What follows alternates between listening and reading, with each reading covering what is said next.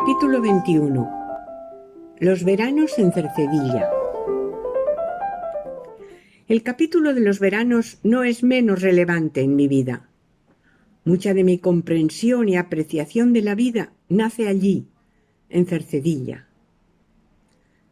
Cercedilla es un pueblo de la Sierra de Madrid y desde antiguo lugar de veraneo para muchos madrileños. Nevado en invierno, fresco y delicioso en verano, donde pasábamos casi 4 meses. El decir que desde antiguo era lugar de veraneo me hace recordar a aquella señora, sin edad, de la que se decía que había sido amante de Alfonso XIII. Vivía en el hotel situado en la confluencia de las dos carreteras, la que iba a la estación y la que iba por las Delicias a las Dehesas. Solía pasear su figura algo espectral al caer la tarde, cuando el sol ya no le podía dañar su acartonado y empolvado rostro, porque iba vestida como una dama de principios de siglo. Un pelo intensamente negro, ahuecado con un postizo, formando como una aureola enorme, que remataba en un moñito en la coronilla. Su vestido era de vaporosa muselina rosa coral, con un cuello muy alto, de encajes, largo hasta los tobillos, por donde asomaban unos brillantes botines de charol negro con botonadura lateral, que subía por debajo del vestido no sabemos hasta dónde. Parecerá extraño que recuerde tantos detalles de aquella amante del rey, pero es que nos tenía fascinadas. A los de allí no les extrañaba verla, acostumbrados como estaban, pero a 3 observadoras niñas como nosotras, siempre dispuestas a descubrir lo raro, lo exótico, y sin muchas actividades programadas, cuando la veíamos venir de lejos, nos las arreglábamos para sentarnos disimuladamente en los pretiles de la carretera para poder contemplarla como hechizadas, a verla pasar y alejarse despacio, apoyada en su delicado bastón con empuñadura engastada en marfil. Este era un buen motivo de dibujo al llegar a casa. Recuerdo en mi primer viaje a Inglaterra con 18 años el primer roble gigante que vi en mi vida, plantado en lo alto de una verde colina, y la primera misteriosa silueta invernal de un haya sin hojas, en las últimas luces del atardecer, recortada en el horizonte. Sin embargo, la fascinación por los árboles nació en mí mucho antes, en mi infancia, en esta época y en este lugar. Una parte muy importante de mi valoración de la vida, de mi entendimiento con la naturaleza, de mi amor por la belleza, tiene aquí su origen. Respirar en medio de ella es sanador. Aun cuando dice Miguel Delibes que el campo por sí solo no alivia la melancolía, es preciso traer la alegría dentro para disfrutar de ella. Y yo doy fe de esto. Santa Teresa le aconsejaba a uno en una carta: si la melancolía apremia, procure irse a donde se vea el cielo y a pasear. Algo tan sencillo como ver el cielo y pasear puede cambiar lo oscuro en luz. La naturaleza es el espejo donde se refleja nuestro estado de ánimo. En ella somos más nosotros mismos. Y si nos sentimos perdidos, en ella siempre nos vamos a encontrar. En ella se hace una vuelta al hogar. El contacto con la naturaleza siempre nos sana. Las montañas, los riscos, las charcas, el croar de las ranas, el apacible correr del riachuelo junto al lavadero, los campos con chopos y fresnos, el suspiro del aire, la frescura del prado. Ya entonces sentía y hacía míos los lugares, así que era mi prado, mi colina, mi árbol. Ah, los árboles de Cercedilla. Ante ellos comprendí las palabras de Tagore. Guarda silencio, corazón mío, que estos árboles son oraciones. Había especialmente dos, un enorme olmo junto al puente, donde me gustaba acudir al atardecido, cuando se alargan las sombras, tras una ardiente carrera, y al que llegaba jadeante, sin aliento. Qué inmensa emoción, la del fuerte palpitar en el pecho. Más tarde supe que era lo más parecido a estar enamorado. Y cuando no pasaba nadie, lo abrazaba, acariciando con ternura su rugosa y áspera corteza. Después me dejaba caer boca abajo sobre la hierba fresca, que me acogía como suya. Allí me sentía entendida en lo profundo, y a veces lloraba lágrimas de gratitud o de añoranza. El otro árbol era un álamo en el centro de un prado, alto, inmenso, que rozaba el cielo y donde se ocultaba la luna, en esa hora de entreluces en que sólo los perfiles tienen entidad en el paisaje. Y él siempre allí, como esperando las confidencias de mis sentires. El olor de Cercedilla. Aquel olor ha permanecido en mi memoria con la fuerza del aroma del jazmín que tupía la verja del jardín. El olor de pueblo, fresco y luminoso al alba, caliente y dulce al mediodía, amoroso y azul por la tarde. Pero por encima de todos, los intensos efluvios de la noche, cuando los prados enfangados emanaban los secretos de la tierra. La sierra descendía al llano, envuelta en la fragancia de los pinos, del tomillo, del romero. La noche, embriagada en su propio perfume, invitaba a soñar. Y el más cautivador y seductor olor de todos, cuando se quemaba la jara y la retama en la tahona, junto a la estación del ferrocarril, donde se horneaba el pan más rico que he comido nunca. La experiencia de vivir en un pueblo es de las más enriquecedoras que uno puede tener. Muchos tenían el pueblo de mis abuelos, pero nosotras no. Así que fuimos muy afortunadas de poder vivir en un pueblo durante varios meses al año, participando de todos los tesoros de libertad y aventura que es vivir en un pueblo.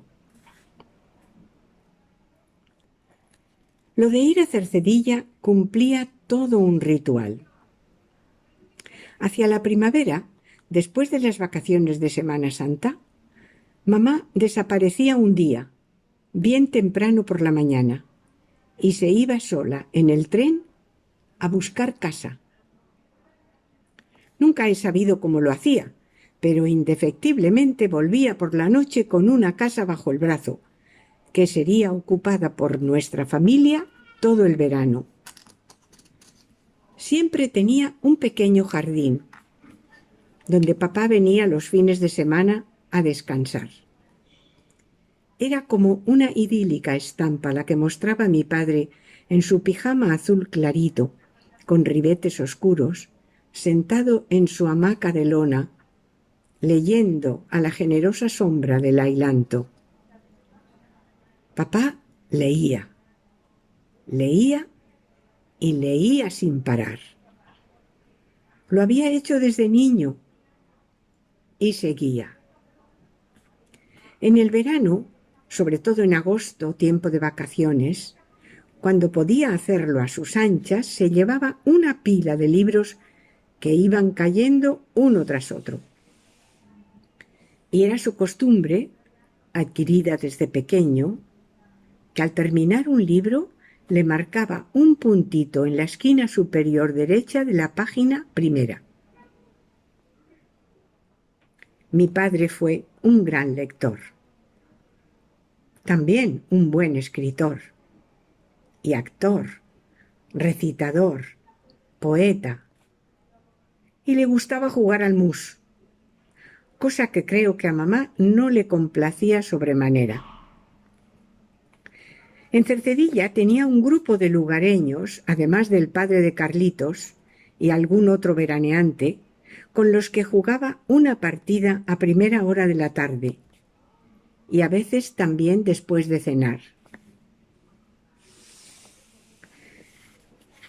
Eran tiempos difíciles y si íbamos a veranear era porque mamá realizaba uno de sus milagros. No sabemos cómo ahorraba, pero lo conseguía. Para lo importante siempre encontraba recursos. Ella pensaba que ir a la sierra era imprescindible para que tomáramos aire puro y así luego no pillar ni un resfriado. Creía a pie juntillas que aquel aire de Navacerrada inmunizaba nuestros pulmones para todo el invierno. Y debía ser verdad, porque no faltábamos a clase ni un miserable día durante el curso.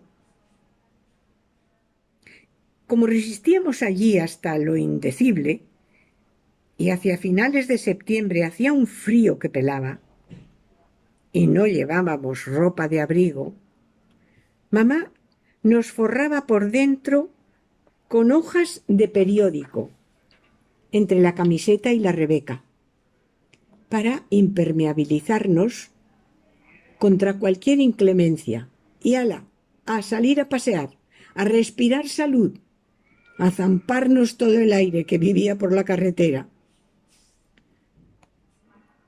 La preparación del viaje a principios del verano era lo más parecido a una apoteósica odisea. Alquilábamos una casa que estaba prácticamente vacía y había que llenarla para hacerla habitable. Sí que tenía camas, de esas antiguas de hierro forjado negro y dorado, somier alto, muelles dobles y sinfonía incorporada. De noche emitían los más extraños conciertos, según del lado que uno se moviera. Algunas de las camas no tenían colchón, así que había que transportar por lo menos 2, además de ropas para vestir a las susodichas, enseres para la cocina, el baño, maletas con ropa para resistir 4 meses, bolsas, bolsones, bolsitas. No había tamaño de paquete que no frecuentáramos nosotros. Y luego los asuntos personales de cada uno. Por ejemplo, yo no iba a ningún sitio sin mis cuadernos, mis lápices, mis libros, mis secretos, mis cartas, porque entonces nos comunicábamos por carta. Y yo escribía muchas cartas.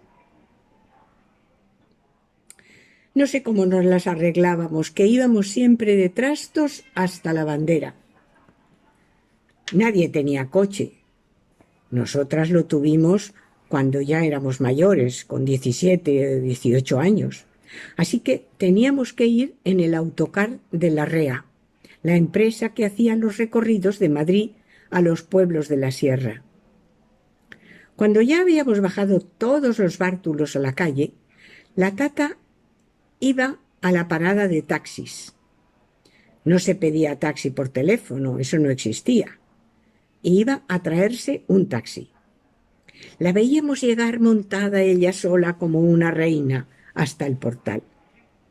El taxi era negro, muy grande, de los que tenían sillines plegables donde cabíamos todos, y con una vaca enorme. La esperábamos en la acera, ya invadida, con los 2 colchones enrollados, los maletones, los bolsones, las macetas y hasta alguna caja con viandas para cuando llegáramos.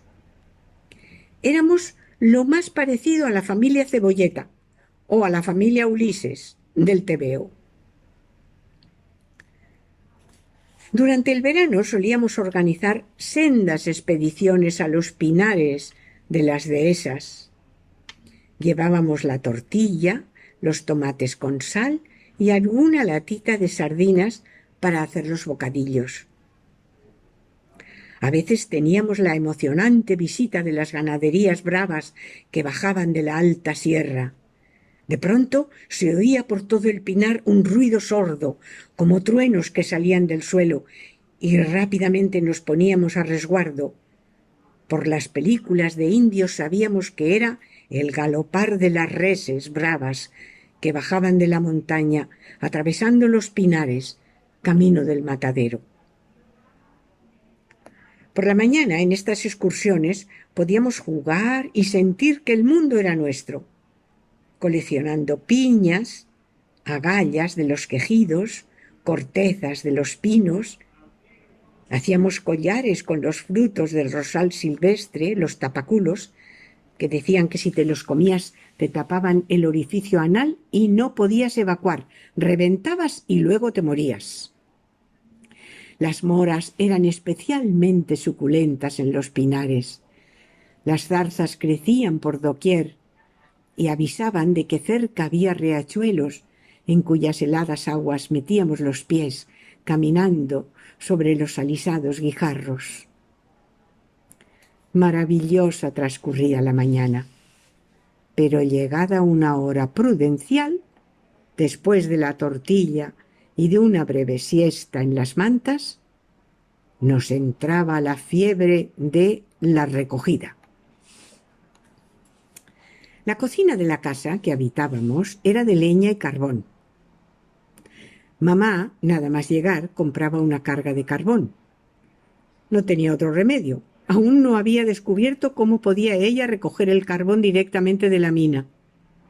Pero lo de la leña, eso era otro cantar. De eso sí podíamos encargarnos nosotras. Siempre se ha sabido que los pobres iban a los bosques a por leña.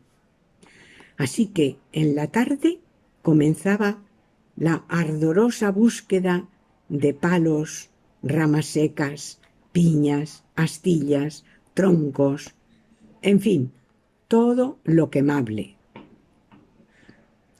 Pero esto no lo era todo. Aún nos quedaba transportarlo. Nada de imaginar coches o carros o bueyes o burros, no. Nosotras cargábamos con ello. Lo hacíamos así. Poníamos un palo que sujetábamos entre 2 y ahí, a manera de palanquín, colgábamos 2 o 3 de las bolsas llenas a reventar que formaban parte del repleto botín. Y un paso tras otro, andandito hasta casa. Puede parecer que esto ya era lo peor. Pues no, que nos quedaba la parte más chunga. ¿Cómo llegar a casa sin ser vistas? Tarea imposible, si consideramos que a esa hora de la tarde era exactamente a la que todos los veraneantes frecuentaban la carretera, porque solían dar el obligado paseo vespertino. Por todos los medios intentábamos sortear el penoso espectáculo que representaban 5 mujeres, 3 de ellas minúsculas, venir del pinar con aquellas trazas, sucias, cansadas, hambrientas y cargadas hasta las cejas de no se sabe qué. porque llevábamos las bolsas cubiertas con papeles de periódico y con las mantas de tumbarnos en el campo, todo para disimular.